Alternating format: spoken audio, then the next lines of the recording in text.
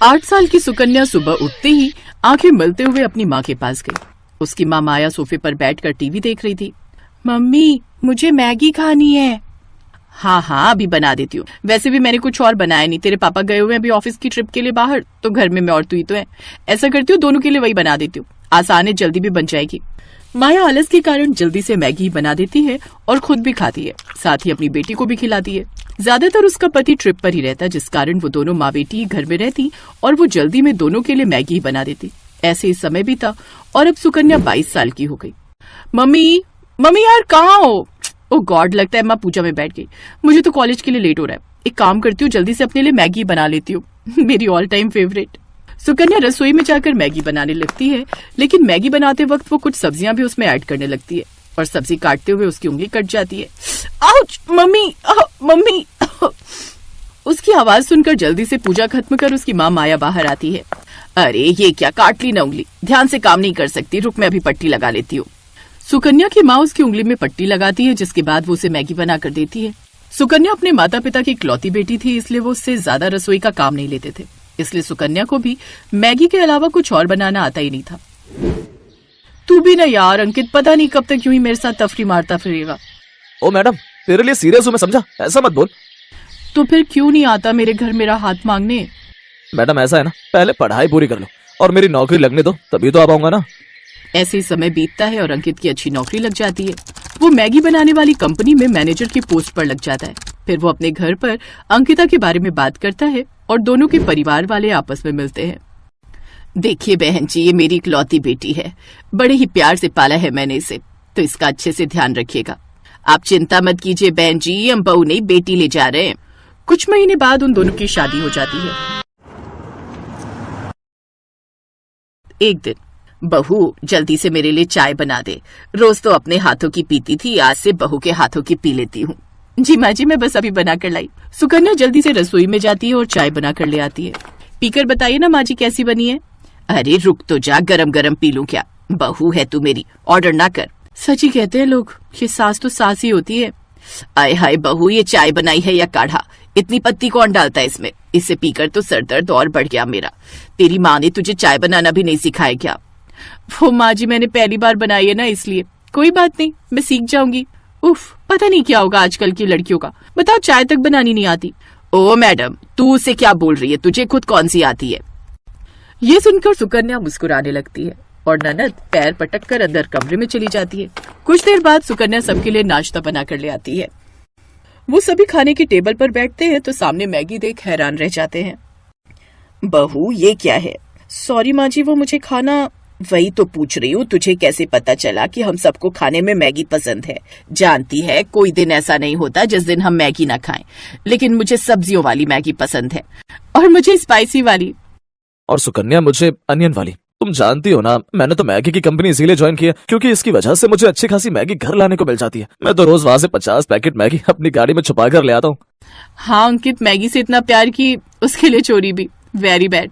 खैर, मुझे लगा था मैं ही मैगी की दीवानी हूँ, लेकिन तुम सब भी मैगी के कोई कम दीवाने नहीं हो। अगर मैगी वालों का बस चले ना तो हम सबको अपनी मैगी का फैमिली एम्बेसडर बना ले। सुकन्या खुश हो जाती है। अब वो सुबह शाम सबके लिए मैगी बनाती है। आज मैंने सबके लिए मसाला और जीरा मैगी बनाई है और भाभी कल पनीर मैगी। हाँ हाँ, अब तुम सब फिक्र मत करो, अब मैं आ गई हूँ ना, तो अब तुम सब सुबह शाम बस मैगी खाओ। अब सभी घर वाले सुबह शाम बस मैगी खाते, यहाँ तक कि अगर कोई मेहमान भी आता तो उसे भी वही बनाकर खिलाते, जिस कारण मेहमान भी उनके घर आने से डरते। अरे ये क्या अंकित की माँ, ये बहू क्या पका कर ले आई मैगी? हाँ आपको पता है, इसे भी हमारी तरह इसका बड़ा ही शौक है।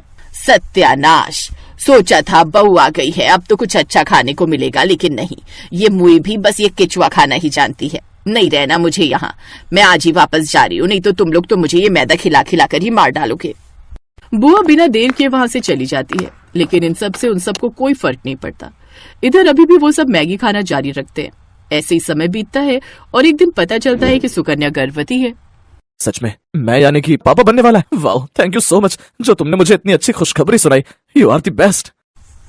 और मैं दादी। बहू अब तू खुद का ध्यान रखना, घर के काम के लिए हम काम वाली लगवा लेंगे और खाने की तो कोई टेंशन ही नहीं है। मैगी तो खानी है सुबह शाम, वो तो हम में से कोई भी बना लेगा। नन्हे मेहमान के आने से घर में सब खुश थे। ऐसे 2 महीने बीत गए। घर में सभी सुकन्या का खूब ख्याल रखते, लेकिन उनमें एक ही बुरी आदत थी कि वो अभी भी मैगी खाना नहीं छोड़ते। और फिर एक रोज, माँ जी जल्दी आइए, शालू शालू। माँ ये तो भाभी की आवाज है, चलो जल्दी। वो दोनों उसके कमरे में जाते हैं जहां वो पेट पकड़कर बैठी हुई थी। क्या हुआ बहू? माँ जी पेट में दर्द हो रहा है और ब्लीडिंग भी। क्या? हे भगवान शालू, तू जल्दी से कैब बुक कर, इसे अस्पताल ले जाना होगा और अपने भाई को भी फोन कर दे। शालू जल्दी से गाड़ी बुक करती है, साथ ही अंकित को भी अस्पताल पहुंचने को कहती है। कुछ देर बाद वो अस्पताल पहुंचते हैं।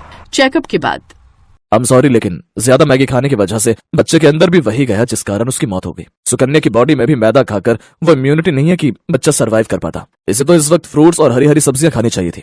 आप जानते हैं ज्यादा मैगी या मैदा खाने की वजह से हमारी बॉडी को कितना नुकसान होता है, और ये मैदा हमारी आंतों में चिपक जाता है। इसीलिए महीने में 1-2 बार खाने में कोई बुराई नहीं, लेकिन रोज खाना यह आप सबकी सेहत के लिए भी खतरनाक हो सकता है। क्या मेरा बच्चा? नहीं डॉक्टर, ऐसा नहीं हो सकता। खुद को संभाल बेटा। सुकन्या को जब ये बात पता चली, वो तो जैसे खामोशी हो गई। मैगी खाने की सजा उसे ऐसी मिलेगी उसने कभी नहीं सोचा था। उस दिन के बाद पूरे परिवार ने मैगी खाना छोड़ दिया। अब वो सब हरी सब्जियां और रोटी ही खाते। अंकुर ने भी मैगी लाना बंद कर दिया। ऐसे ही कुछ महीने बीत गए और अब सुकन्या फिर से प्रेग्नेंट हुई, लेकिन इस बार वो कोई रिस्क नहीं लेना चाहती थी, इसलिए उसने खुद का अच्छे से ध्यान रखा। साथ ही ससुराल वालों ने भी उसका खूब ध्यान रखा और हेल्दी चीजें खाने का नतीजा ये हुआ कि उसने एक साथ 2 जुड़वा बेटा बेटी को जन्म दिया। अब उनका परिवार पूरा हुआ और अब वो सब साथ में खुशी खुशी रहने लगे।